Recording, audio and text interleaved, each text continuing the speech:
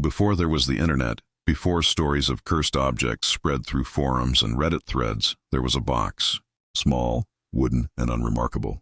A wine cabinet no larger than a bread loaf, but inside it, something ancient and angry was said to live. The story of the Dybbuk Box begins long before eBay, long before it had a name. It begins in Poland, in the years before the Second World War. According to Jewish folklore, a dybbuk is a restless spirit, usually a malevolent one, that refuses to leave the world of the living. It clings to objects or people, feeding on grief, guilt, and unfinished business. The Talmud warns that such entities can enter through small openings, attached to physical vessels, and bring misfortune to anyone who touches them. This particular box, legend says, was crafted in the late 1920s. Hand-carved from acacia wood, fitted with a small drawer, 2 doors, and a Star of David etched into its back panel. It was meant to hold wine, but at some point it became something else. The first known owner, according to surviving accounts, was a young woman named Havila. She lived near Krakow and was known locally as a medium, someone who claimed to communicate with the dead. After losing her entire family in the early days of the Nazi invasion, Havila performed a séance in her home, begging the spirits to let her speak to her mother one last time. What answered her wasn't her mother. Neighbors said they heard screams that night, objects smashing, and the house shaking as if caught in an earthquake. When they entered the next morning, they found Havila unconscious, the furniture overturned, and a wooden wine cabinet lying on its side beside a broken mirror. When she awoke, she told them she had trapped something inside the box, something that promised to never leave her alone. She ordered that the box be buried with her when she died. But war has a way of losing things. Her possessions were seized, sold, scattered. The box disappeared for more than 60 years. Then, in 2001, it resurfaced in Portland, Oregon. It appeared in an estate sale of a woman named Kevin Mannis, who had fled Europe decades earlier. Among her belongings was the small antique cabinet. The auctioneer said it had been one of the few things she kept after the war. Next to it, written in shaky Hebrew on a yellowed note, were the words, "Never open it. Never let it be alone." A local antique buyer named Kevin Mannis, no relation to the deceased, purchased the box along with other items for his small furniture shop. He had no idea what he was buying. That night, while cleaning the box, he noticed it had a strange smell, lavender and something else, like metal and rot. Inside were a few objects: 2 1920s wheat pennies, a small lock of blonde hair tied with string, a lock of black hair, a dried rosebud, a golden wine cup, one small granite slab engraved with Hebrew letters, and one candle holder shaped like an octopus. He placed everything back, closed the doors, and locked the clasp. But within hours, strange things began to happen. Kevin's shop lights would flicker every time he walked past the box. He'd hear footsteps in the basement, soft but deliberate. The smell of jasmine and ammonia filled the air whenever he tried to sell it. He gave the box as a gift to his mother on her birthday. Within minutes of receiving it, she collapsed from a stroke. She survived, but could never speak again. Terrified, Kevin took the box back. Over the next weeks, he had nightmares every night. Dreams of a shadow standing over him, whispering in a language he didn't understand. He'd wake to find bruises on his arms and long scratches down his back. One morning, his employees found every light bulb in the store shattered. The security cameras showed nothing. He tried giving the box away twice. Both times, the recipients returned it within days, claiming it made them sick or that they heard voices from inside. So, Kevin did what many would do in the early 2000s. When faced with the unexplainable, he listed it on eBay. His description read like a warning. "This is a haunted Jewish wine cabinet. It is not a toy. Do not bid unless you are prepared to own a piece of serious paranormal history. All of the events described are true." He included the photos, the story, and the strange items inside. Within hours, bids poured in. Some wanted it for curiosity, others for proof. But none of them understood what they were inviting into their homes. Because the Dybbuk Box, once opened, doesn't belong to a person. It belongs to itself, and it had been waiting 60 years to be found again. When Kevin Mannis listed the Dybbuk Box on eBay, he thought it might finally free him. He didn't believe in curses, not really, but he believed in coincidence, and too many coincidences had gathered around that small wooden cabinet. Maybe, he thought, Passing it to someone else would end it. The listing went live on June 10, 2003. Within 3 days, it had become a phenomenon. The auction's title, Haunted Jewish Wine Cabinet, Dybbuk Box, caught the internet's early fascination with cursed objects. Paranormal forums lit up with speculation. Was it real? Was it a hoax? Why would anyone risk buying something described as responsible for nightmares, illnesses, and shadow figures? Among the bidders was Jason Haxton, a museum curator from Missouri. He specialized in ancient artifacts and religious relics and was intrigued by the cultural history of the Dybbuk. He didn't believe in hauntings, but he did believe in stories, and this one fascinated him. Haxton won the auction for $280. When the box arrived, it came carefully wrapped in brown paper. He later said that from the moment he touched it, he felt static electricity crawl up his arm. The smell of old flowers and mildew seeped through the packaging. His wife told him to leave it outside. He didn't listen. The Dybbuk box took up residence in his home. And then, as with Kevin before him, the nightmares began. Haxton described dreams of an old woman with sunken eyes and a long, cracked smile. She would stand at the foot of his bed, whispering in Yiddish, reaching for his throat. When he woke, the air in the room would be thick, heavy, as if someone had just exhaled smoke. Electronics in the house began to malfunction. Radios turned on by themselves. Light bulbs dimmed. His wife developed unexplained rashes. Their pets refused to enter the room where the box was kept. One night, Haxton awoke, gasping for air. His throat felt constricted, and his chest burned with pressure. He staggered to the bathroom and saw his reflection, his eyes bloodshot, his lips blue. The smell of jasmine hung in the air. In the morning, he found 3 deep scratches across his right arm. He moved the box to his office at the museum. The disturbances followed. Co-workers complained of cold spots and headaches. Computers crashed whenever the box was nearby.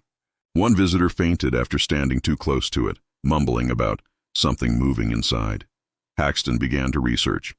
He traced the object back through Kevin Mannis to the estate sale, to the woman in Poland, to the word Dybbuk. He contacted rabbis, historians, and spiritual leaders. Most refused to discuss it. One rabbi told him bluntly, "If it is what you think it is, you are already part of the story." As weeks passed, Haxton's health deteriorated. His gums bled without cause. He suffered from chronic fatigue and migraines. At night, he heard voices, whispers in languages he didn't know, coming from inside the box. When he placed a recorder nearby, the playback was filled with static and a low, rhythmic humming. He wrote in his journal, "There is something living in the space between silence and breath. It doesn't want to be owned. It wants to be remembered." Eventually, out of desperation, Haxton reached out to paranormal investigators. Some claimed the box emitted electromagnetic energy far beyond normal readings.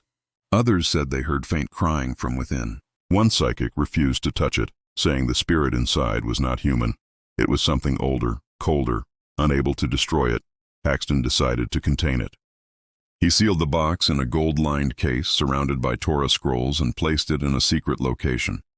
"If it can't be destroyed," he said, "then it can be kept asleep. But sleep for something like this doesn't mean peace." After Haxton's story became public, countless replicas appeared online.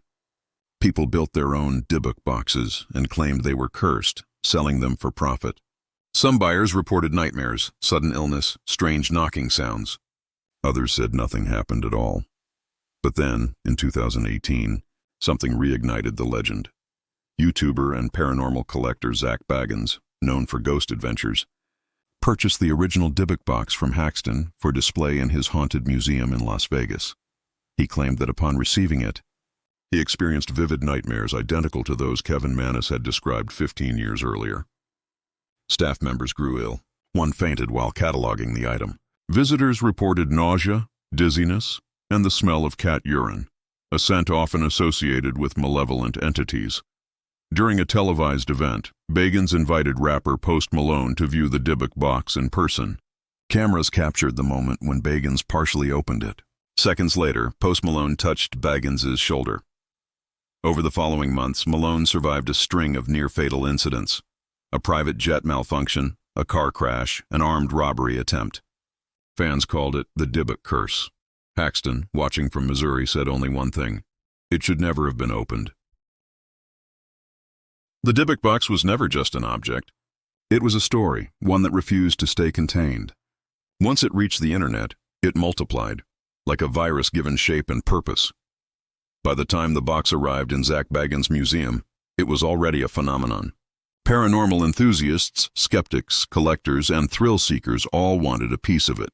The most haunted object ever sold on eBay had become its own mythology, spreading across forums, YouTube channels, and late-night radio shows. But the strange thing about the Dybbuk Box was how the haunting seemed to spread with the idea of it. People who had never seen the real artifact began reporting symptoms, identical to those of its previous owners: sleepless nights, recurring dreams of an old woman whispering in a foreign tongue, flickering lights, and sudden nosebleeds. Skeptics called it mass hysteria. Others believed the box had transcended its physical form, that merely reading its story was enough to draw attention from whatever dwelled inside it. And some cases were harder to explain.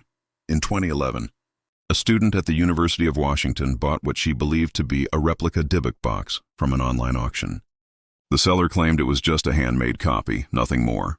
But 2 days after receiving it, her apartment filled with the smell of ammonia. Her roommate woke to find her standing in the hallway, eyes open but unresponsive, murmuring in what sounded like Hebrew. When she finally came to, she had no memory of it. The replica box was found open on her desk, though she swore she had never touched it. A few months later, in Montreal, a man posted a series of photos on Reddit showing burn marks across his carpet in perfect circular patterns. He claimed it started after he bought a Dybbuk box from eBay for fun. His last update simply read, "Something knocked 3 times on my door. When I opened it, no one was there. But the smell, the smell was like flowers and rot." The post was deleted within hours. Dozens of similar stories surfaced around the world, each one different in detail but identical in tone. The same smells, the same dreams, the same phrase whispered in sleep. Not yet. Psychologists called it the power of suggestion. Paranormal investigators called it contamination. Kevin Mannis, the man who had started it all, watched from the sidelines as his story spun out of control. In interviews, he often sounded both proud and afraid. "It's not just about what's in the box," he said once. "It's about what it teaches people that belief is a doorway, and some doors shouldn't open." In 2020, as the world shut down in fear of a different kind of invisible threat, people confined to their homes turned again to stories of the Dybbuk Box. Google searches for it spiked. TikTok challenges began where users opened their own cursed boxes on camera, hoping to catch something paranormal.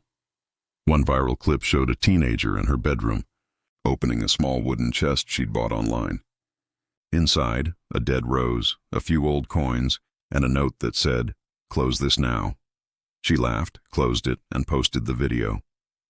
2 days later, she uploaded another, her lights flickering, her eyes hollow, saying, "It's still moving." The account was deleted within 24 hours. By then, the Dybbuk Box had become an archetype, a modern Pandora's box. Its name alone evoked unease. At Zak Bagans' haunted museum, the real box remained sealed in a glass case surrounded by religious relics. Visitors were warned not to touch the display, not to knock on the glass, and not to speak to the spirit said to dwell inside. Still, some did. Security footage reportedly shows guests fainting near the exhibit, others sobbing uncontrollably. One woman claimed to feel a hand pressing on her chest. Staff members reported electronics shorting out only in that section of the museum. One employee quit after seeing the box's case fog up from the inside. Zak Bagans himself said that sometimes, when the museum was empty, he would hear something tapping 3 times against the glass. In an interview, he said, "It's almost like it wants to remind you it's there, that it's awake." Even the skeptics couldn't fully explain the coincidences that followed those who interacted with it. Filmmakers who documented the story reported illnesses during production. One editor suffered a stroke while finishing a Dybbuk Box segment. Another woke to find deep scratches across his arm. 3 long lines, evenly spaced. By this point, the Dybbuk Box was no longer a physical relic. It was a presence, encoded in digital space, woven into screens and speakers around the world. Every repost, every retelling, every video that dared to use its name seemed to amplify it. Paranormal researchers suggested that the box had become what they called a tulpa, a self-sustaining entity born from collective belief. The more people feared it, the stronger it became, and somewhere, sealed behind glass and gold plating in Las Vegas, the real Dybbuk Box sat silently. Visitors said they could sometimes see something moving behind the cracks in the wood. Others swore they heard faint whispers when they stood close enough, but no one could explain why the box's clasp, always locked, was found slightly open one morning, the glass undisturbed, the security footage from that night corrupted. There comes a point in every haunting when the line between belief and reality disappears. With the Dybbuk Box, that line was erased long ago. By the time the story reached its 20th year, the object had outlived its owners, its skeptics, and nearly every attempt to explain it. What began as an antique wine cabinet in a Polish woman's home had become a cultural phenomenon, one that blurred the boundaries between religion, folklore, and modern fear. In 2021, a group of researchers from a paranormal psychology institute in London attempted to study the Dybbuk Box phenomenon scientifically. They gathered 20 volunteers, none of whom had prior exposure to the legend. Each participant was shown either the real box, a replica, or an empty display case. The results were unsettling. Those who viewed the real Dybbuk Box, without knowing it was real, reported a distinct sense of pressure in the chest, the smell of damp flowers, and the impression of being watched. One participant fainted after claiming she saw movement behind the wood, like something breathing. Those who viewed the replicas felt nothing. The empty case produced only boredom, but when the scientists revealed the truth, telling each person that they had seen the real haunted object, something stranger happened. Within hours, participants began reporting vivid dreams of a shadowed woman whispering in an unknown language. One researcher noted, "We are not only studying belief, we are feeding it." The more we measure the Dybbuk Box, the more alive it seems to become. Meanwhile, in Las Vegas, the real artifact sat in its sealed chamber, still drawing thousands of visitors each month. The museum's staff began rotating shifts because no one wanted to spend too much time near it. Some reported feeling dizzy. Others refused to even look at it. Zach Baggins, its current custodian, said the air around the exhibit sometimes vibrated like a low hum. When they tried to record the sound, microphones picked up only static and a faint voice repeating one word, shuv. In Hebrew, shuv means return. No one knows what exactly the Dybbuk wants to return to. Kevin Mannis, the man who first bought it at the estate sale, was interviewed again 2 decades after he listed it on eBay. His hair was gray now, his voice slower. He said he still dreamed of the same shadow he saw in 2001. "Sometimes I wake up and smell lavender. Sometimes I smell something burning. Sometimes I think it's still here, just waiting." When asked if he regretted ever selling it, he smiled sadly. "You can't sell a haunting. You can only pass it on." He wasn't wrong. After the 2018 museum opening, small identical boxes began appearing across the internet again, some handcrafted, others ancient. Each one claimed to hold its own Dybbuk. Some were obvious fakes. Others carried stories too consistent to ignore. Dreams, illnesses, voices in the dark. But one pattern remained. Every story ended the same way, with silence. The owners would post their experiences online, describing sleepless nights, flickering lights, and whispering shadows. Then, suddenly, the updates stopped. The accounts were deleted. The boxes were listed for sale again, their descriptions almost identical to Kevin's original. "Do not open. Do not let it be alone." Scholars tried to trace the origin of the word Dybbuk itself.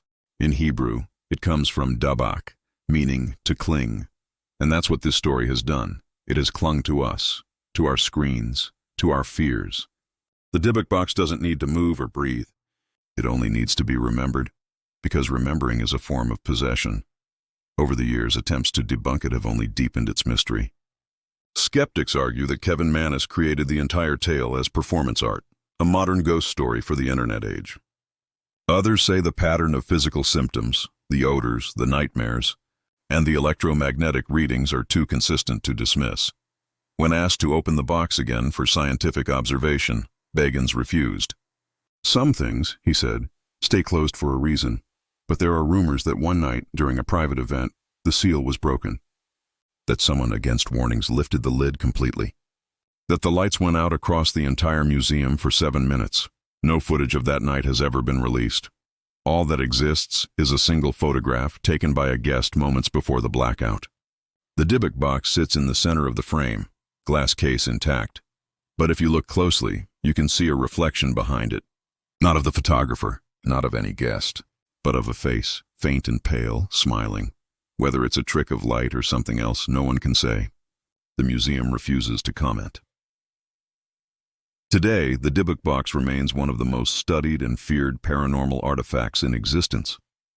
It has inspired documentaries, books, and even films, but no one has ever dared to destroy it. Those who've tried to replicate its story often find themselves haunted by echoes of the same scent, the same dreams, the same word whispered softly in the dark. Shove. Maybe the Dybbuk was never trapped in the box at all. Maybe it was trapped in the story. And stories, unlike boxes, can't be sealed. They live wherever they're told, through voice, through memory, through the glow of a screen in the dark. So if you've made it this far, and you feel a weight behind you, a flicker in the corner of your eye, or the faint smell of lavender mixed with something burning, don't panic. It's probably nothing. Just don't say its name out loud.